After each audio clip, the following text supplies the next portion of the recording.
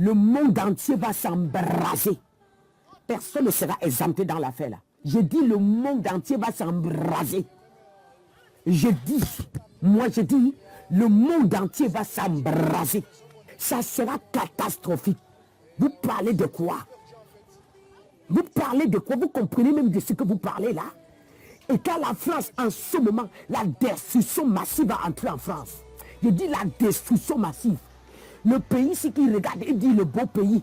Ah, mon beau pays, que vous passez sur les rues, tout est beau là. Hey, hey, les meubles là, les maisons là. Allez, prenez ça, mettez quelque part. Je vous parle. Et je sais que mon Dieu ne me manque jamais. Le 101e département français est-il ce soir un département totalement dévasté? Mayotte a été balayée par des vents à plus de 220 km/h. Une image permet de se rendre compte de la gravité de la catastrophe. Ce bidonville du quartier de Kawéni, dont les maisons, vous le voyez, se sont littéralement effondrées.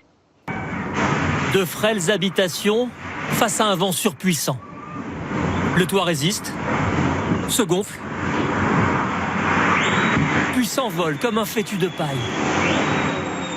Ces scènes filmées par les habitants se répètent un peu partout. Mayotte est balayée par des vents à plus de 220 km/h.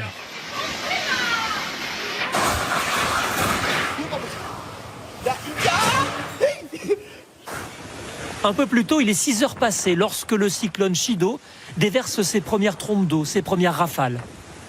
Les habitants fuient à la recherche de bâtiments solides pour se mettre à l'abri. Ils paniquent et se réfugient derrière cette grille.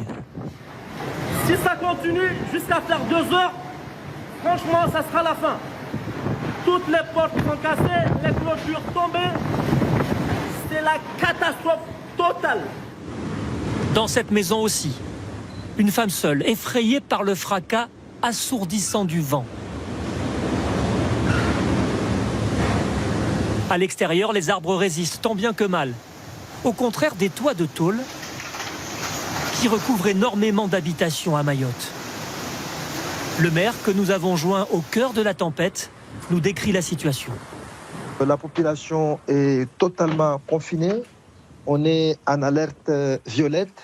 Donc nous avons plusieurs appels au secours parce que des toits sont littéralement enlevés des maisons.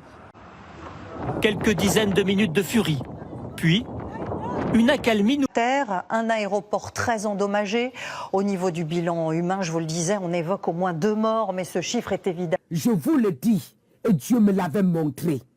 J'ai vu les Français quitter l'Afrique, quitter la France, aller se réfugier en Afrique. J'ai vu les Blancs quitter l'Europe, aller se réfugier en Afrique. J'ai vu ça, Dieu me l'a montré. Et j'ai vu l'Europe est devenue un endroit destructif jusqu'à ce que les gens cherchaient. Quand quelqu'un avait un moyen en Afrique, disait que un endroit en Afrique disait que je suis sauvé. La famine avait rempli l'Europe. Ce n'est pas ce qu'on parle là. Laissez-moi, je vais vous parler de Jésus, de ce qui est en train d'arriver. La famine avait rempli l'Europe. Il n'y avait même pas moyen. Les gens ne s'en sortaient plus ici. Les sociétés ont pris feu. On a fermé les sociétés. Ils sont entrés dans la crise. Ils sont entrés dans la chute. Ils ne comprenaient même plus ce qui les arrivait. Les pétroles, ils n'avaient pas. Les lumières, il y avait les délestages. De la même manière, vous avez les délestages en Côte d'Ivoire, au Cameroun. S'il n'y a pas le délestage en France, sachez que Dieu ne m'a pas appelé. Et il y aura le délestage en France, et bien même en bonne et due forme. Le Seigneur me l'a parlé. Le Seigneur me l'a parlé. Ils n'auront pas...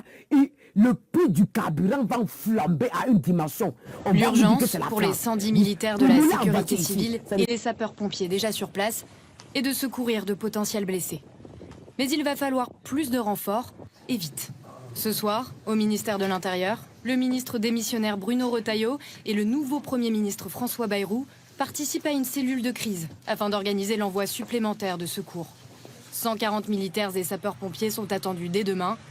Ce soir, un avion militaire doit lui partir de la métropole avec du fret humanitaire accompagné d'une frégate et d'un hélicoptère.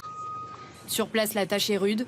Les axes principaux de l'archipel sont quasiment inaccessibles. Des engins de chantier, des agents municipaux tentent de déblayer les voies au maximum. À cette heure, les secours ont de grandes difficultés pour accéder aux bidonvilles, dans les hauteurs. 70 centres d'urgence ont été ouverts pour que les habitants sinistrés se mettent à l'abri, comme ce lycée.